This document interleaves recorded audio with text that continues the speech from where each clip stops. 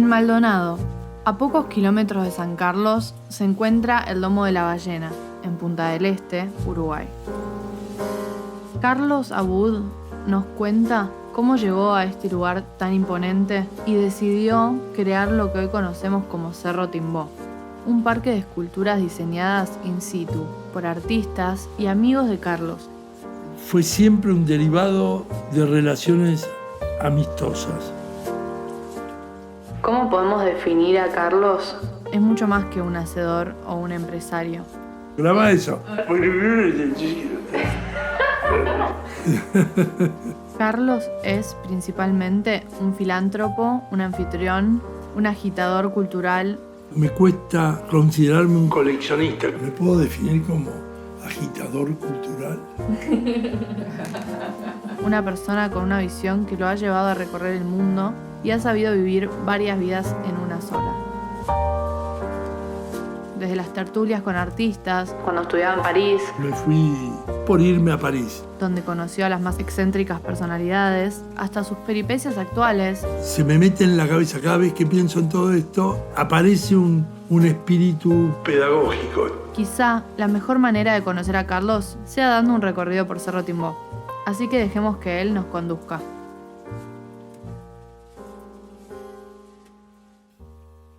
Imagino que estaría bien que empiece contando quién soy yo, Carlos Abud. Nací en Buenos Aires hace mucho y viví en Buenos Aires hasta los 27, 28 años. Me recibí de abogado, trabajé algunos años como abogado y a los 27, 28 años me fui a vivir a París. Me fui por irme a París, no sé, por ahí se puede asimilar a quien quiere ir a la capital. Que París en aquel momento era probablemente la capital si uno tenía alguna... No sé si para mí era artístico, por ahí era más filosofía del derecho. Había gente en filosofía del derecho importante en Francia en aquella época. Cuando llegué a París, fue justo en el momento del golpe militar, lo cual hizo que no volviera a la Argentina durante casi 5 años y decidí rápidamente no seguirlo con la abogacía y monté con mucho gusto una empresita de comercio exterior para desarrollar las relaciones entre Francia y la Argentina, luego Francia o Europa y América Latina y finalmente más allá de América Latina. En ese contexto, en París, no había empresarios, yo tampoco estoy seguro de sentirme en aquella época como si yo fuera un empresario, con lo cual el grupo con el que me familiaricé, me hice familia, esa familia fueron los artistas argentinos que vivían en París. Artistas tanto pintores o artistas plásticos como artistas de teatro o escritores. Y bueno, así siguió la vida. Con la que era mi esposa tuvimos hijos y allá por el 2000 empecé a pensar seriamente en volver a poner un pie, por decirlo genéricamente, en el Río de la Plata. Y eso terminó tomando forma más bien en el Uruguay. Y a partir de aquella época sigo viviendo mitad del año, o un poco más de mitad del año lo paso en el Uruguay, y el resto del tiempo en Europa, en particular en Francia. Yo venía a Punta del Este durante las vacaciones de fin de año de Francia. Yo estaba en un ritmo francés, periodo de vacaciones precisos, con hijos, colegios, etc. Empecé a venir y en un momento determinado, pero hace muchos años, un conocido me mostró en el Cerro de Gusquiza un terreno con cierta altura, mucha piedra y vista. Y durante muchos años, eso sí estoy seguro, recuerdo que yo venía y me iba solo a ese lugar, estacionaba el auto, bajaba y decía, pero qué bárbaro. Llegué a contactar, ubiqué quiénes eran los dueños, estuve como 5 o 10 años detrás de ellos a ver si me vendían un terreno. No, que mi papá, que no, bueno, se murió mi papá, bueno, sí, pero ahora con mis hermanos, con quien yo había establecido contacto. Y cuando decidí comprarme algo acá, creo que justo en ese momento ellos estaban dispuestos a venderlo. Me acuerdo que las palabras de Alejandro Perazo, el inmobiliario, fueron: ¿querés que te muestre un nido de águila? Sí, justamente un nido de águila. Fue al cabo de 2 semanas en que visitaba, no sé, 5 o 7 lugares, incluso con un amigo, Rolando Paiva, que siempre me decía: Rolando, espera. Y a mí me ponía un poco nervioso porque yo no tenía ganas de esperar, yo tenía ganas de definir algo. Y cuando vinimos acá, yo quedé fascinado. Fue un 1 de enero del 2003, tengo el día exacto en el que vine, y me acuerdo que Rolando me dijo: este es tu lugar. Digo: Rolando, no me jodas, me estuviste diciendo durante 2 semanas, espera, y ahora... Pero la verdad, también le dije, me parece que tenés razón, porque a mí este lugar me fascina. A partir de haber comprado el terreno, finalmente se compró en julio del 2003 o en octubre del 2003, ya no me acuerdo bien. Como dijo Edgardo Minón, el arquitecto, había que domar el cerro, porque era una situación que es curiosa y que es difícil de describir. Es más, mientras domábamos el cerro, nos preguntábamos cómo se iba a ver en el futuro, cómo se ve al cerro ya domado, como si los cambios que tuvo fueran evidentes. Por suerte dejamos todo casi del mismo modo, pero hicimos caminos. Por ejemplo, bueno, había caminos, había que venir caminando o venir por un camino casi intransitable. Con lo cual, claro, hoy hay un camino, eso ya implica domar el cerro, porque uno entra y sale por ahí, no entra y sale por otros lados. También es domar el cerro, decidir en qué lugar de lo que terminaron siendo 35 hectáreas se iba a hacer la casa, porque se podía hacer donde ahora está, que para todos es como recontra obvio, la casa está ahí, ¿a dónde va a estar sin...? Pero bueno, no era así, podría haber estado en otro lado. Y también domar el cerro, ¿por qué ese carácter de fiera a la que hay que domar, o de animal salvaje a la que hay que domar?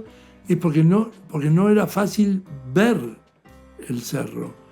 Cuando tenés vegetación y estás en una parte de arriba y sabés que baja porque 300 metros después ves que es más abajo, pero en el medio no sabes si baja abruptamente al cabo de 100 metros o si empieza a bajar a los 10 metros poco a poco. Todo eso se puede resolver con curvas de nivel, etc., pero la percepción directa es bastante compleja. Había que o domar el cerro o domarse a uno, aprender a ver un cerro, digamos, que es más o menos lo mismo.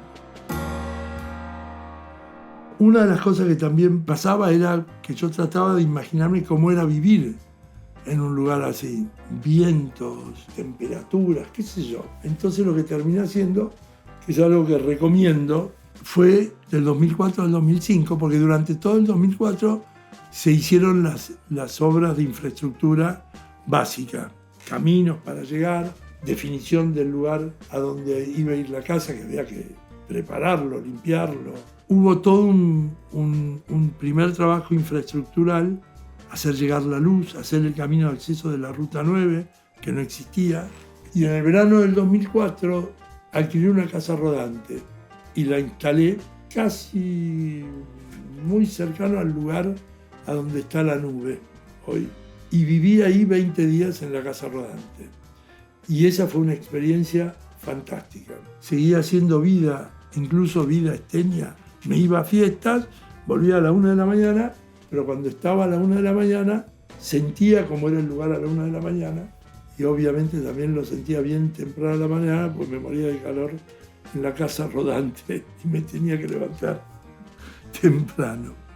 La elección del arquitecto fue un poquito complicada, porque había 4 o 5 amigos, siempre con amigos, que estaban en el starting block, y el que elegí fue Edgardo Minón, y creo que fue un golazo, haber elegido Edgardo porque la relación con él fue excelente. Fue excelente en todo sentido. Tuvimos mucho trabajo conjunto, muchas discusiones y fundamentalmente siempre acuerdos. Y con lo cual yo lo describo como una relación excepcional en el trabajo de arquitecto y cliente. El tipo de casa que yo quería, seguro que tenía que ser de formato contemporáneo occidental. No quería una casa veneciana o una casa de West Indies, tropical. Quería una casa contemporánea. Yo creo que tenía la imagen de una linda casa en las montañas en Colorado o en California.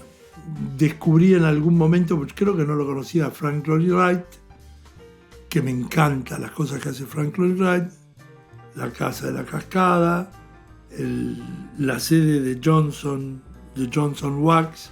Y un día me pasó una cosa bastante curiosa, porque cinéfilo como soy, en alguna de estas sesiones en París, a las que siempre fui, volví a ver La muerte en los talones, una película de Hitchcock donde hay una escena al final con una casa fantástica, subida a una colina, una casa realmente maravillosa. Y me acuerdo que salí del cine diciendo, yo le tengo que contar a Edgardo. Le digo, Edgardo, tenés que ver esta película porque esa casa tiene algo fantástico. Lo que pasó después es que, por un lado, supe que esa casa era una maqueta, y era una maqueta que había hecho Frank Lloyd Wright, ni más ni menos. Con lo cual se me juntó lo que a mí me gustaba de Frank Lloyd Wright con una casa, que no era casa, era una maqueta, porque se podía filmar. Creo que hay toda una historia entre Hitchcock y Frank Lloyd Wright, que al final le pidió mucha plata y Hitchcock no hizo la película con él o algo por el estilo.